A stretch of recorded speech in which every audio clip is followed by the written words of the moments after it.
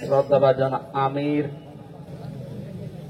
জননেতা অধ্যাপক মাওলানা আবুল হাশেম, এতক্ষণ পর্যন্ত যারা আলোচনা রেখেছেন মাওলানা হুসাইন আহমেদ মাহফুজ সহ অনেকগুলো সম্মানিত ব্যক্তিবর্গ আপনারা দেখতে পাচ্ছেন। আমার ডানে বামে অত্র এলাকার যারা সর্বজন শ্রদ্ধাভাজন ব্যক্তিত্ব বসে আছে। আমি একটা একটা করে নাম ধরে দোয়া করলে অনেক সময় লাগবে, এমনিতে আমাদের সামনে সময় খুব কম।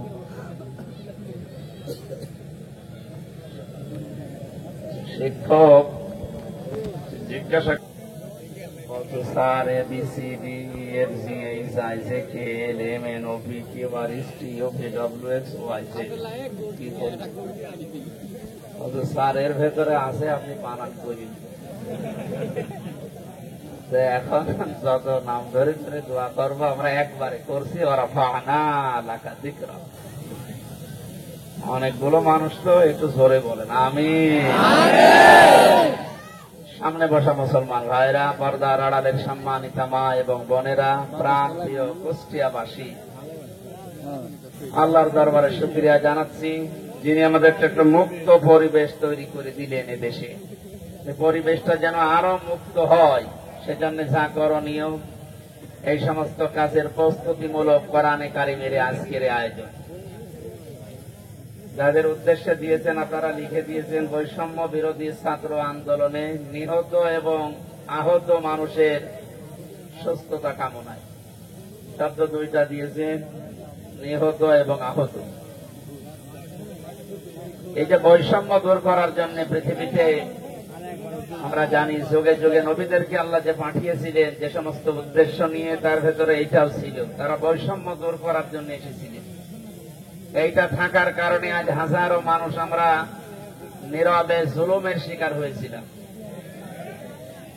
বাংলাদেশের প্রত্যেকটা দিক এবং বিভাগে আমরা দেখতে পেয়েছি, যোগ্যতা থাকার পরেও বৈষম্যের শিকার হয়ে দুর্বিষহ জীবনযাপন করে চলেছিলাম, বিশেষ করে এই 17 বছর।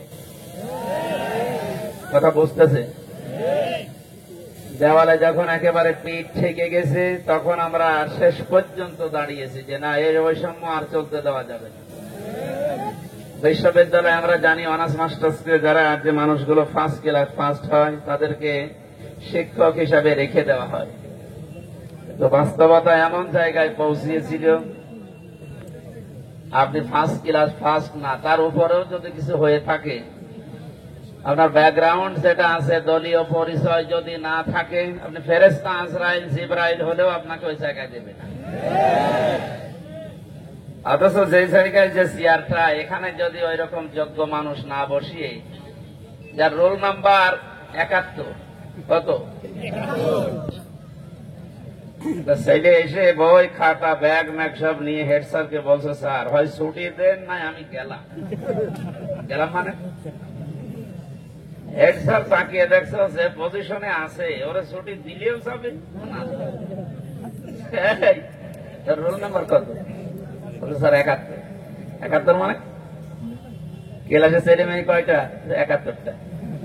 71টা ছেলে মেয়ে, ওর রোল নাম্বার 71। ও খুব ভালো ছাত্র, ওর জীবনে কোন উদ্দেশ্য আছে, কোন এম আছে? ওটা তো আসে খেলাধুলা করে আবার পালিয়ে যায়। আমরা বাস্তবে যা দেখলাম এই 15 থেকে 17 বছরে, যার রোল নাম্বার 1, এই মানুষগুলোকে তো চেয়ারে বসানোর দরকার ছিল। অথচ শুধু বৈষম্য বৈষম্য শব্দটা যে কত নিকৃষ্ট শব্দ, বাস্তবে আমরা এখন টের পাচ্ছি। সব জায়গায়, শুধু শিক্ষা ব্যবস্থা না, প্রত্যেকটা দিক এবং বিভাগে এই শুরু হয়ে গিয়েছিল। এই জুলুম অত্যাচারের বিরুদ্ধে যে মানুষগুলো জীবন দিয়ে গেল, বিশেষ করে আবু সাইদ সহ, মুগ্ধ ভাই সহ যতগুলো মানুষ জীবন দিয়েছে, এদেরকে আল্লাহ শাহাদতের সর্বোচ্চ মাকাম যেন দান করে। এই জায়গায় যেন কেউ ফতোয়াবাজি করবেন না যে না, ওরা একেবারে মারা গেল, তো শহীদ হয়েছে। কে বলেছে শহীদ হয়নি?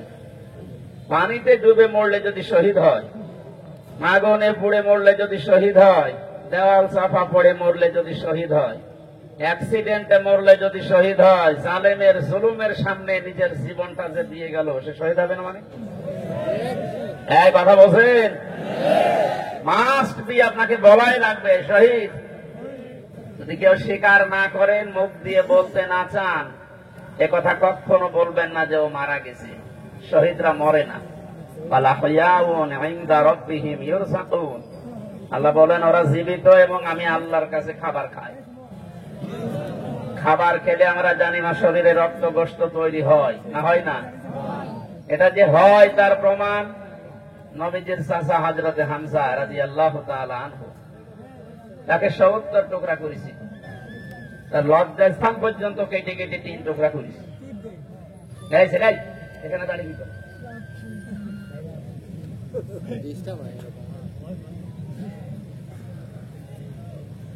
কুষ্টিয়াবাসী হযরতে হামজার এই টুকরা টুকরা অংশগুলো যখন নিয়ে এসে এক জায়গায় করেছিলেন, নবীজি দেখলেন কয়েক টুকরা পাওয়া যাচ্ছে না, যতটুকু পাওয়া যায় লাশটা সাজিয়ে রেখে দিয়েছিল সামনে। নিজের চাদরটা খুলে মাথা থেকে হাঁটু পর্যন্ত ঢাকা ছিল, বাকিটা আর ঢাকা যায় না। পাহাড়ের লতা পাতা দিয়ে নবীজি নিজে নিজের অংশটুকু ঢেকে দিলেন, কবরে দিলেন, ডাক দিয়ে বললেন, মাবুদ, এই আমার চাচা হামজা, জন্মের আগে আমার বাবাকে আমি হারিয়েছি, জন্মের কিছুদিন পরে আমার মা চলে গেছে, দাদার আন্ডারে ছিলাম, তিনিও চলে গেলেন। এই পৃথিবীতে সবচেয়ে বেশি কষ্ট যারা আমার জন্য সহ্য করেছিলেন তার ভেতরে এই লোকটা একজন। তুমি আমাকে নবী বানিয়েছো, রাসূল বানিয়েছো, আমি সাক্ষী দিচ্ছি চাচার উপরে আমি এখনো পর্যন্ত রাজি আছি। তোমাকে আমি আহ্বান জানাই, মাবুদ, তুমি আমার চাচার উপরে রাজি হয়ে যাও। কথাটা শুনতে যত ছোট মনে হচ্ছে, এ ব্যাপকতা কিন্তু অনেক।